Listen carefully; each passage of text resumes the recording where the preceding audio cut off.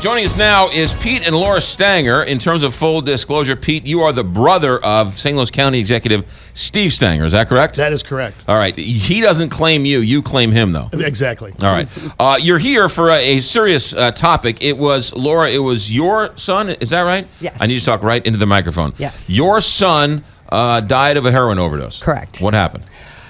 Well, how old was he? He was 23. 23. December 4th of this past year. Right. I found him downstairs, unresponsive, did CPR, called 911. They came and it was too late. Did you know he was using? Yes. You did? We have battled for 4 years. 4 years. Yes. How did he get hooked on heroin? Well, prescription drugs first. And my son was born with club feet, so he was a Shriner child his whole life. And he was always in pain. And I do believe that led to his... So he started with the pain pills, and then for whatever reason he got hooked and was off and running. Correct. And it must have been 4 years of sheer hell. It was. Yeah. Yes. Now, Pete, that was your stepson, right? No, he was my son. He was your son. Yeah, Okay. yeah. Explain to people what it is like. You guys live in middle-class America. You're, heroin in middle-class America is unheard of, and now we're seeing this more and more. When you first heard heroin, you must have just been... Oh, yeah. We couldn't believe it. You know, it started, a mother came to our house and said, hey, my son is on heroin. He's missing, and your son knows him very well. Do you know where he is? And we questioned Mitch, of course, and said, hey, do you know anything about this? Are you on heroin? He's like, Dad, I don't even know what heroin is. And I think he was on it at the time, right? Right. So it was a shock. Yeah, and you hear the story more and more. You know, years ago, it was a back alley junkie at the end of his... run. Right. Now it's young teenagers and kids who are on heroin. This happened. You guys are still clearly grieving over it. What has been the reaction? Because you guys are very open about talking about this. We are. You know, at first we were embarrassed. We kept it from everyone. He was a closet user. His friends didn't use.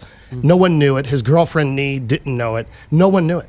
And we never even saw him on this stuff. I couldn't even tell you to this day what it was like for him to be on it. So we kept it very quiet because of the stigma around heroin. But we've learned so much more since then. We're open about it because we're really trying to help get in the heads of young kids before they try heroin. Yeah. And if we can do that and save just one person, it makes us feel great. Yeah. And it's I think interesting, we're doing it. You know, the rallies that are being held these days, it's amazing the amount of number of parents who are there because there are so many people like your son who are on it and parents didn't know. Oh, Kelly, yeah. We're having a walk on, tomorrow, May 9th at, in St. Charles. There will be 1,500, 2,000 people at this thing, and it just keeps getting bigger and bigger and bigger. And it's not a club you want to be in, but it makes us feel great to bring awareness to this craziness. When you went public, I'm sure people came out of the woodwork, people you never imagined in a million years came up to you and said, oh my goodness, I have this same problem. Yeah. Everywhere we go, we wear the fluorescent shirts. Stop Heroin, Walking for Wellness. People come up to us everywhere, and everyone is touched by this in some way. It's crazy. What should parents look out for? Because no one's educated in trying to figure out who a heroin dealer is or a heroin addict and what they're doing. What should parents look out for? It's hard to say what to look out for, but the important thing is to talk to your kids about heroin. Talk to them about it early.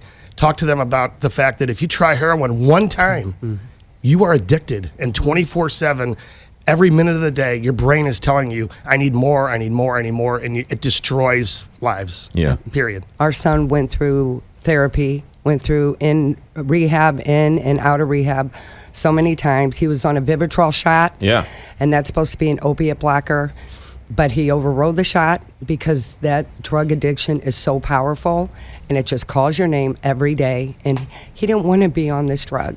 He didn't. I mean, we lost a wonderful child to this horrible, evil drug that, we couldn't save our own son, but if we could save children out there from ever trying this drug one time, because once you try this, it is a lifelong struggle, misery, loneliness, depression. It's just horrible. Should also say that you guys live in St. Charles and a classic, traditional, middle-class lifestyle. Right. You went gave him all of the benefits, right? And went to school and had a 2-parent household and all the things, baseball and softball and Everything. all along. Yeah. He was a classic American teenager. He was a normal kid with a big problem. Yeah.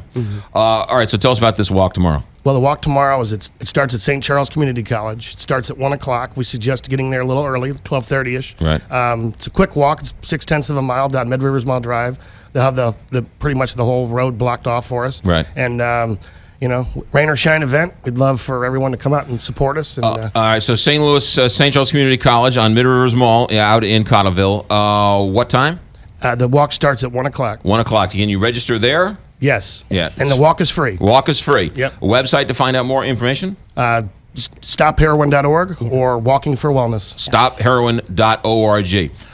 Pete and Laura Stenger, parents of Mitch Stenger, who lost his life to heroin in December. Tomorrow, May 9th, St. Charles Community College. Pete, Laura, thanks for coming in. Thank you Thank for you so having much. us. All Thank right. you. 8:49 here, Big 550 KTRS.